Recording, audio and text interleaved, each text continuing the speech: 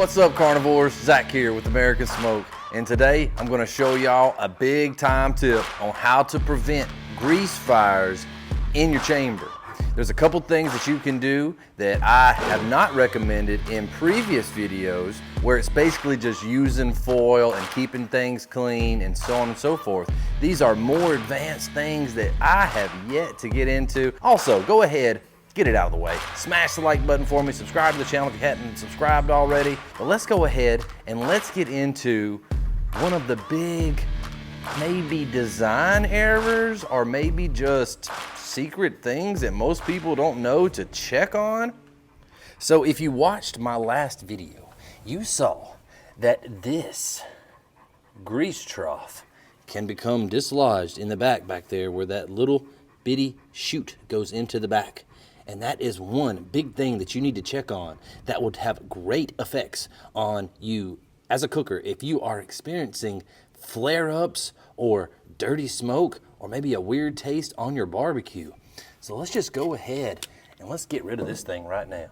That's a joke, we're not getting rid of it, but we are gonna get it out of the way.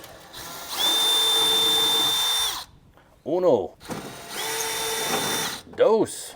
There's only 2 screws holding this thing in place. This little hole right here is where your grease typically feeds in from your grease trough. Now, if you'll notice, there's a little bitty line where this plate right here butts up to the back wall. If we look closer, we can see that there's a little bitty gap. And as you can imagine, grease is quite runny. And if there's a little bitty gap and there's a little bitty leak, then what's gonna happen? You're gonna have a little bit of grease go in a little bitty crack, and it's gonna have a little bit of buildup. And so what we've gotta do, 8 screws that we're about to remove, and we're gonna take this plate off and see what's going on underneath.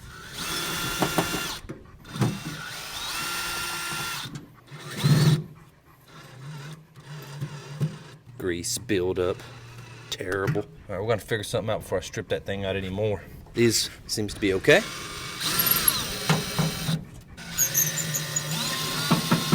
Blop, blop. And this greasy boy right here. Oh, that's gonna need some help too.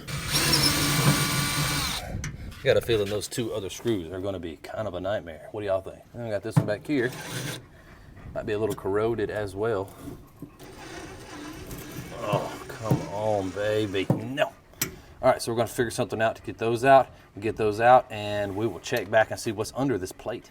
All right, so my first attempt was to clean it out a little bit because there was buildup with a razor knife. That was not sufficient on any of the 3. I think the grease has, corroded the metal. So what we're gonna try to do is to loosen them up a little bit with a good old can of WD-40. You gotta keep that stuff around. Don't really want this in my pit, but hey, sometimes you gotta do what you gotta do. Y'all know what I'm talking about. We're gonna let that soak on there for a little while, see if it'll loosen them up just a smidgen. Maybe I won't need quite so much grip on those screw heads. We'll see what old WD can do.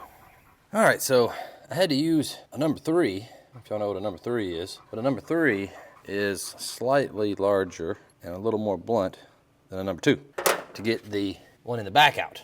I think I have thoroughly stripped these 2. They're just rotten. So we're gonna try a brand new shiny one. Let's try a brand new shiny number 2. Most of my drill bits are pretty heavily used, but these have never been used. So I'm pretty excited. Let's get that put in there and see how that do. Well, that did not work. I just stripped it out more. So now we're gonna have to use these and just completely destroy them, and I'm gonna have to go down to the hardware department somewhere and get me some more bolts. But let's see how this do. All right, carnivores. I am not defeated yet, but this thing is a nightmare. I have used all those bits and they ain't worth a crap. I think I got them from Harbor Freight. Never again. I went all the way up to the one where you're supposed to be drilling big bolts and it won't even touch it. I know what I'm about to do. Y'all know what? To heck with them screws. I'm fixing to bring out the old drill's big brother right here. And we just gonna see what that'll do. Probably tear my bit up. I don't know, but I'm gonna need both hands. We'll see y'all in a minute. I might have ruined a bit, but I don't care one bit. It's all that's left of them things. I got so much satisfaction from them things coming off of there that I don't even care. Let's get this stupid plate out of here. Finally, I got all the screws out. That's one of the reasons y'all need to make sure that y'all are checking y'all's grease tray, because if you don't, it'll get in there and it'll erode your screw heads and make it almost impossible. If you're not like me and you don't have several $100s worth of tools sitting around, it could be a very big problem for you in order to try to get to this thing. I don't want to discourage anybody from trying to get this plate out, but for me, it was tough. And I had to ruin 2 screws to get there. So let's just go ahead and get it out and see what's going on in there. I know there's a lot of grease has made its way into there. Take that out. And so what you've got right here is you've got the plate that covers your ash pan. And as you can see, mucho ash. A lot of people have asked me, Zach, do you have ash that comes up into your chamber? Yes, initially you will, and then this will fill up and it makes it to where the ash can't get in there anymore. But let's have a little look-see, shall we? At what's actually going on inside there. Oh my gosh. Y'all, this is something that I should have done a long time ago. Let's be honest. No wonder it weighs so much. Y'all should have seen me trying to get it down the stairs. This is all ash, but rest assured, that's not supposed to be there. A good subscriber of mine recommended to me a while back to do this, and I haven't gotten around to it. Now, I understand why. Because this is not what you want. This is not what you want clogging up your smoker. All right, so I'm not gonna lie. I feel like a real dinkus right now. A real dinkus. Shout out to Thomas Webb, who told me to clean this out and to check it, and there was 1 or 2 more that mentioned it. I don't know. I just didn't do it.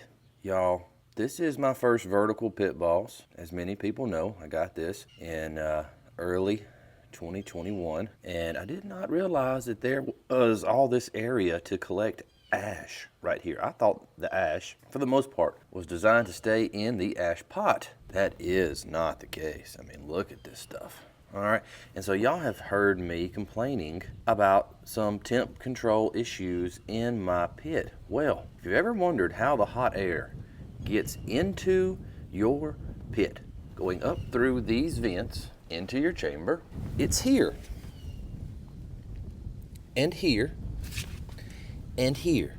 The fire pot burns up the pellets, pushing the heat underneath this plate right here, which is pretty heavy duty, and that disperses from here and here and goes through here.